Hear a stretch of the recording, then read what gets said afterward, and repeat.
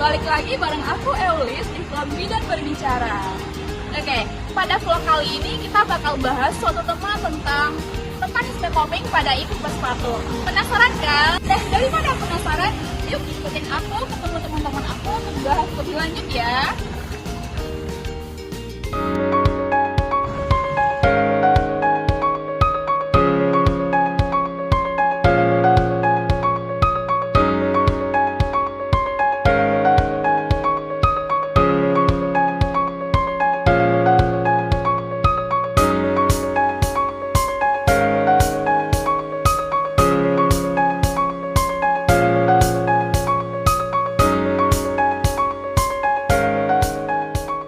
Nah, itu mereka guys, yuk kita samperin.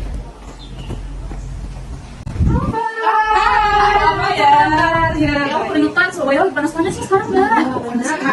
Anaknya ini loh, ini lebih panas lagi kalau lihat video yang ini. Ini kita sementara lihat video. Ini ya, setelah mengalami baby blues, dia sampai mau buang anaknya loh. Baik banget ya. Nah, pas banget kan dengan tema kita hari ini. Kita kan rencananya mau bahas itu, benar? Iya, betul banget teman-teman. Pada video kali ini kita bakal bahas mekanisme coping pada ibu postpartum yang mengalami baby blues. Untuk diketahui, baby blues sendiri adalah perubahan psikologis ibu karena hormon yang berubah dari sebelum melahirkan dan setelah melahirkan. Fenomena ini seperti yang kita lihat pada video ya, ada ibu yang rela membuang bayinya di rel kereta api karena stres, dan prevalensi dari kejadian baby blues sendiri adalah 30-75%. Wah, prevalensinya tinggi ya. 30-75% itu tinggi sekali, Mbak. Iya, benar sekali teman-teman. Untuk itu, mari kita simak video berikut ini untuk penjelasan lebih lengkapnya.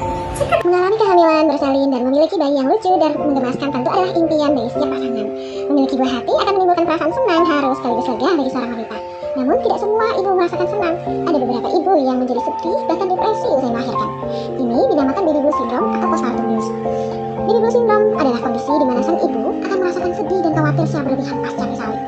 Baby blues merupakan suatu kondisi yang kerap dialami oleh hampir lebih dari 50% ibu pasca bersalin dan biasanya terjadi beberapa hari pasca melahirkan. Puncaknya bisa terjadi pada hari ketiga hingga kelima. Idealnya ibu postpartum mampu menyelesaikan permasalahan tersebut setelah 2 minggu. Namun, jika melebihi 2 minggu, dianjurkan ibu segera berkonsultasi dengan dokter karena dikhawatirkan keluhan semakin parah dan menjadi depresi. Ya, baby blues syndrome bisa menyerang siapa saja, terutama usai persalinan anak pertama. Hal ini terjadi sebagai akibat adanya penurunan secara signifikan hormon estrogen dan progesteron dan meningkatnya hormon prolaktin. Selain itu, faktor pemicu terjadinya baby blues bisa berasal dari kurangnya dukungan sosial dari suami dan keluarga terdekat. Ketidakmampuan ibu beradaptasi dengan keadaannya saat ini, perubahan fisik sebelum dan sesudah melahirkan, dan kadang ada juga erat kaitannya dengan pengalaman kekerasan yang dialami dalam rumah tangga. Masalah ekonomi, jenis pekerjaan suami dan lama pernikahan adalah beberapa contoh faktor yang dapat menyebabkan baby blues. Beberapa penelitian juga menyebutkan bahwa ibu yang memiliki anak perempuan melahirkan preterm, mengalami komplikasi dan masalah ekonomi keluarga, risiko 2 kali lebih tinggi mengalami baby blues. Selain hormon, bayi yang butuh perhatian ekstra dari pagi hingga malam juga menguras tenaga ibu, sehingga ibu kerap mengalami keletihan dan kurang istirahat. Gejala yang muncul dari baby blues antara lain seperti rasa cemas, susah tidur, mudah marah, dan perubahan emosional yang sulit dikendalikan oleh ibu bersalin. Saat mengalami baby blues, sangat dibutuhkan penguatan coping sebagai langkah-langkah yang penting untuk membantu mereka menghadapi perasaan dan perubahan emosional. Mencegah baby blues dapat dilakukan dengan beberapa cara, yaitu persiapan secara maksimal proses persalinan, memperhatikan nutrisi ibu sebelum dan sesudah persalinan, meminta suami dan keluarga turut andil dalam mengasuh bayi, serta berikan waktu yang cukup untuk ibu beristirahat atau sekedar melakukan aktivitas yang menyenangkan bagi ibu.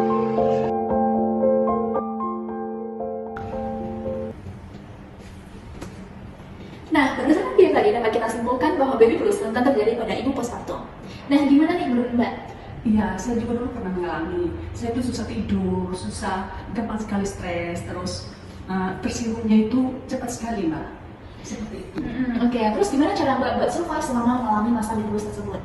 Iya, karena saya tuh sering menangis, sering menyendiri. Nah, akhirnya saya mengingat bahwa ada ilmu coping. Ilmu coping itu ada yang positif, ada yang negatif. Nah, yang pertama itu kita harus berusaha untuk kita bisa keluar dari masalah dengan cara kita menyenangkan diri kita sendiri. Nah, ada beberapa yang kita harus buat. Itu yang pertama itu kita berolahraga. Terus yang kedua, kita harus makan makanan yang bergizi. Terus kita mendengarkan musik. Terus kita harus mencari teman untuk kita bisa curhat. Terus apalagi dengan suami, kita harus menjaga hubungan dengan suami agar kita bisa membantu pekerjaan, mengurus anak dan juga mengurus rumah.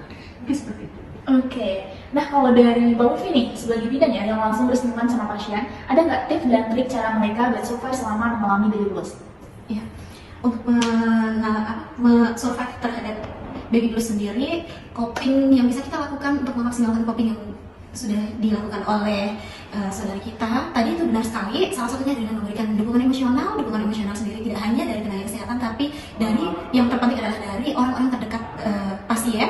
Kemudian yang kedua, jaga nutrisi ibu agar tercukupi sehingga pemulihannya jadi lebih cepat. Dengarkan keluh kesah ibu, luangkan waktu agar ibu dapat mengurangi rasa cemasnya dan kekhawatirannya. Kemudian ibu bisa juga diberikan tips untuk menjaga dietnya, diet yang seimbang, olahraga, serta melakukan aktivitas banyak yang menyenangkan.